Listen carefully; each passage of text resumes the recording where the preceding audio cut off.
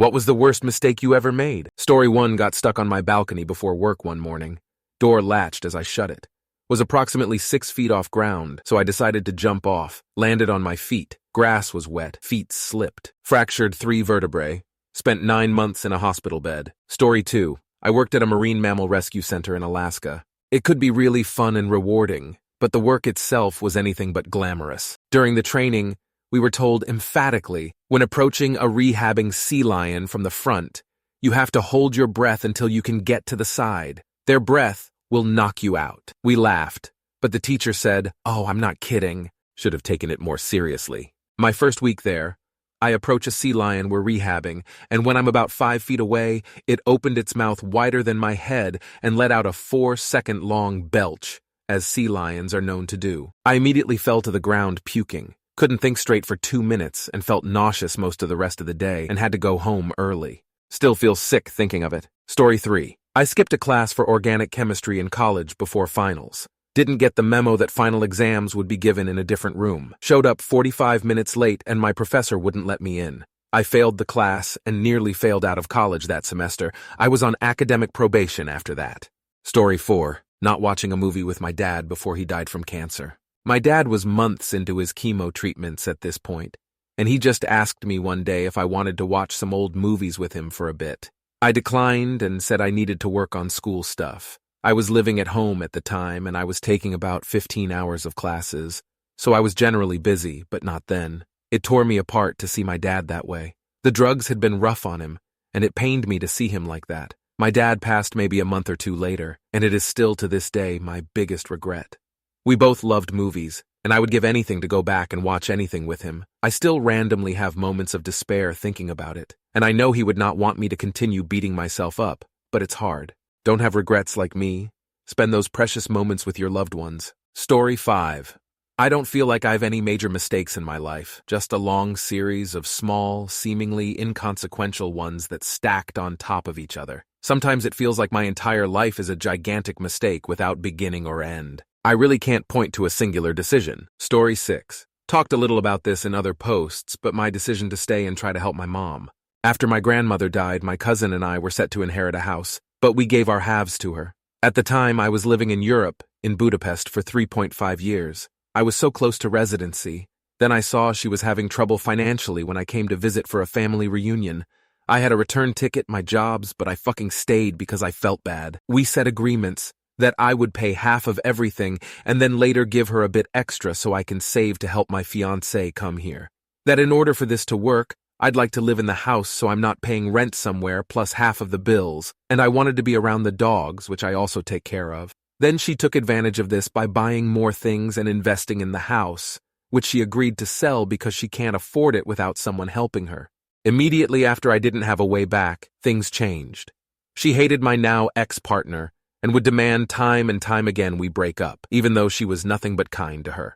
She decided she wanted more money immediately. She has threatened to kill herself by putting a gun to her head, pushed me, hit me, tried to choke me, because she would start conflicts and not let me walk away or didn't like what I had to say. She's tried to cut me off from other parts of the family that know and want to help me. I lost everything because of this decision, but I'm slowly rebuilding. And I think next year, I'll be able to find my way back, maybe to Prague this time, or back to Budapest. I don't know. I just want the life I had back, and this time she won't get to be a part of it. Story 7. When I was 14, maybe? I went to use the bathroom like any normal time. I pissed, wiped, flushed, washed my hands, and walked back to my room. Now this toilet has a habit of making that noise toilets make after you flush, but for about 2 minutes longer than normal. Nothing ever happened, till that night when my brother came running into my room, telling me the whole living room and hallways was flooding and the toilet is overflowing and won't stop running. I walked out my room to see my mom freaking out. Now for some context, my family is lower class/middle class. My parents worked and they owned the home, so we were lucky to have a roof to live under, but we never had extra money to go out to eat or go to movies or even vacations. We always ate very basic and easy meals, so my parents could afford the home and bills. I never even left my home state till I was 16, almost 17. My father also has a massive spending problem which leaves money very tight for my family. This was almost 9 years ago, mind you. Seeing the way my mom was reacting, seeing her crying and on her knees and begging for life to just stop being shitty for her, left a permanent image in my head. The only other time I've seen my mom cry like this was Christmas time, December 23rd, 2023, and that was being my dad left a suicide note and took off, and we thought he killed himself for hours. My mother was broken, and that moment will forever haunt me. He's still alive. Found him in time. Now the whole house was soaked and flooding, and my mom was freaking trying to turn the water off and get the shop vac to suck up the water and crying and saying how she doesn't know where she's going to get the money to fix this and trying to figure out what bills she can push to pay for this. Yeah, I never told her or fessed up to it. They think it was older brother and I let them think it. It still haunts me and makes me want to cry thinking of her reaction to it. Story 8. When I was a kid, we used to ride our bikes to the top of a hill and pedal as fast as we could down to the beginning of a sidewalk that was pushed up by tree roots, and we would hit super sick jumps off them. No helmet. My bike's front wheel and handlebars became loose from the abuse, and when I landed, my handles were straight, but the wheel sent me right into a tree. Went over the handlebars head first and hit the tree. Knocked out cold. From what people tell me, my personality changed, as did my penmanship, grades, and everything. Story 9. Spending 11 years in retail seemed like a great idea at the time, better and less toxic than my previous seasonal job. I was dumb and believed that giving it my all and being devoted to the company would take me places. Got passed over for numerous promotions, got screwed over by friends who didn't care who they had to step on to get themselves ahead, and ended up getting fired on a technicality over a decade in, because a coworker was gunning for my job. In retrospect, it was the best thing that ever happened to me work-wise. I had been stuck in a rut, and my self-esteem had been so beat down, I was convinced I didn't deserve better.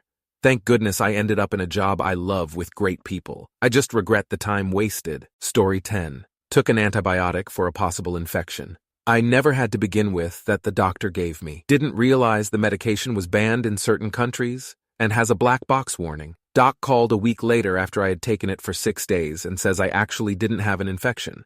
Antibiotics were never necessary. I now am disabled and have full-body small fiber neuropathy from it, among other things, at 25 years old. It affects my vision, bladder, muscles, walking, etc. Nerve damage all over. Had this for 2 years now. Life is a struggle, unfortunately. Story 11. I didn't pick a call because I didn't have her number saved at that time. It was a random girl from college, a classmate. Later that week, I came to know that she's in hospital and unconscious. I went to check on her. She had an accident, almost the same time when I got a call from her. Story 12. I made many mistakes growing up, but here's one that stands out the most. In early high school, I hurt people emotionally through targeted bullying and social exclusion. I was picked on for many years prior to this, so it was mostly redirected anger. I hated the world and most of the people around me. However, this changed during the later years of high school, and I started accepting people and vice versa. I'm not sure how this came about. I'm in my 30s now, and a completely different person. I get emotional thinking of all the times I've made people's lives hell for no reason, and it's hard to forgive myself for it. If you are going or went through a tough time in school as a result of bullying, I'd like to apologize on behalf of the bullies. Most of them will certainly regret it at some point. Story 13. Deciding to have an abortion for the wrong reasons. I do not regret the abortion, but I hold a lot of resentment about how it happened. I panicked as a teenager, rushed my ex through it, didn't even give him a chance to talk to me because I was so horrified at being talked about within my family and my relatives judging me and being the first to not only have a child outside of marriage, but teen pregnancy was unfathomable to me. I'm 28 now, and them relatives are not a factor in my life, and I'm very bitter about how I rushed myself and my ex and basically trauma-blocked it out my head because of the opinion of those who didn't matter. The only opinions that mattered were mine and my partner's, and I didn't think about either.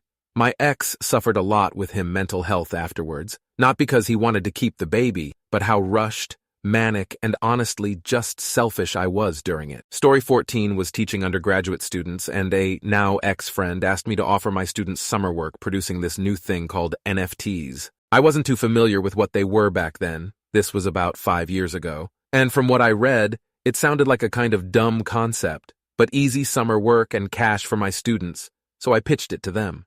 It turned out that the guy running the company was a notorious scammer who had already spent time in jail, and I had just exposed my students to his latest bullshit. I'm not the kind to overreact normally, but I was extremely proud of that job and the reputation that came with it.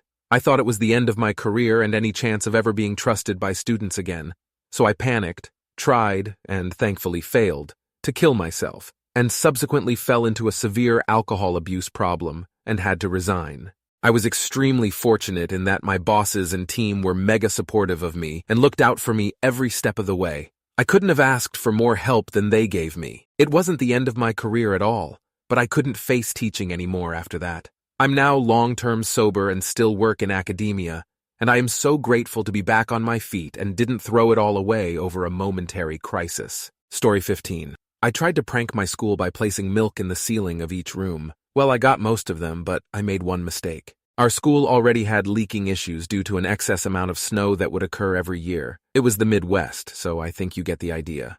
The many janitors would occasionally check spots where mold was spotted or it had the occasional leak. It so happens that the milk carton had somehow broke from the milk expanding with how hot it was up there. This I learned in science class, and that would explain things later. Some janitors either had rotten milk spilt all over them, or it made a huge mess on the floor. I was really trying to just make a bad smell. That worked, but it also resulted in either exploding milk or just spilt milk. I was never caught, but fuck, I felt guilty. Story 16. Thinking love. Romantic love wasn't real. I broke his heart, turned down his marriage proposal, and tried so hard to ignore my feelings. He left to build a life elsewhere because I refused to believe in my feelings. I spent most of my life in an abusive, coercive, nightmarish relationship. I feel like I deserved it. Stupid, really. I'm free now. The one man I've ever loved, and I recently reconnected, 20 years later, and I'm still in love with him. Story 17. I told a guy it was okay to eat a piece of cheesecake at my good friend's wedding. I was an out-of-town bridesmaid, so I wasn't aware that she had chosen cheesecake as her wedding cake. She had a meltdown when she realized her guests were eating the wedding cake before she came down for the reception. It was all my fault, BC. I was the one who said sure when someone asked me if they could eat it. Okay, so not the worst mistake I ever made in my life, but I'd never intend to screw up someone's wedding or reception on their special day. Story 18. Not going to the doctor when I should have. I noticed that I was having issues standing up. I thought that now that I'm in my 30s, this is normal. Months go by, and not only was I having trouble trying to stand up, my left hip and leg was hurting like hell with every step. I decided to keep working because I lived alone at the time and I had to make bills. After 8 months of suffering and pain, climbing on and off a forklift, I had enough. Every step I was fighting a tear from shedding. After a month of x-rays and MRIs, the doctors found it. A tumor had made itself an unwanted guest on my spine, and it was pinching a cluster of nerves.